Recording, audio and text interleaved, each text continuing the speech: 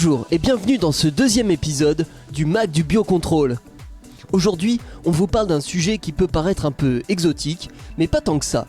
Il est synonyme de vacances, cocktails et farniente. Cet arbre, c'est le palmier, et aujourd'hui, on va vous présenter son pire ennemi.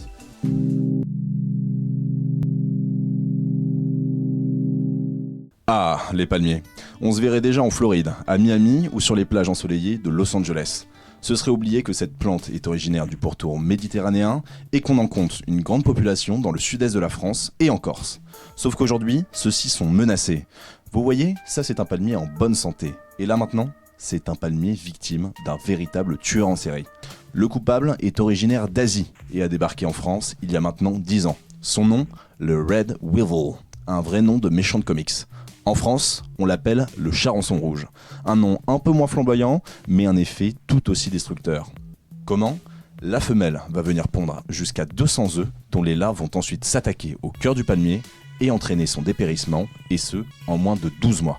Mais bonne nouvelle, il existe un traitement chimique de la famille des néonicotinoïdes qui est particulièrement efficace. Mauvaise nouvelle, il est désormais interdit.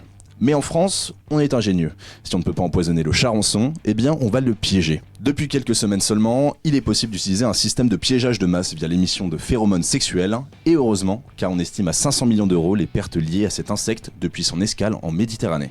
Jusqu'à présent, c'était uniquement un piégeage de repérage e-monitoring.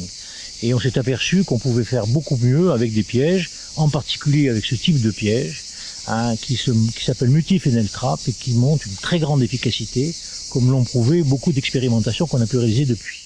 Dans l'idéal, pour être efficace, il faut disposer 14 pièges environ par hectare. Et pour être certain que la bestiole ne s'approchera pas du palmier, on a choisi de dégainer une seconde arme de biocontrôle, une arme au sens littéral. Nous avons complété le dispositif pour donner plus d'efficacité encore au piégeage en mettant en place un système de répulsif que nous envoyons avec des paintballs dans les couronnes de palmier pour repousser le charançon qui serait tenté d'y aller et qui, au contraire, va se précipiter vers les pièges où la phéromone d'agrégation l'attend et c'est ça qu'il cherche.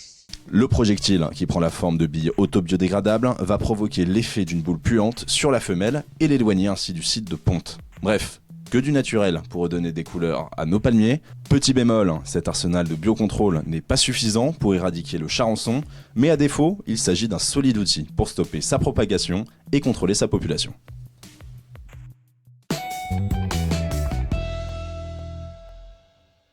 N'oubliez pas de noter sur votre agenda le salon Tech & Bio qui aura lieu les 18 et 19 septembre à Bourg-les-Valences dans la Drôme. Vous pourrez y découvrir le meilleur des techniques agricoles, bio et alternatives.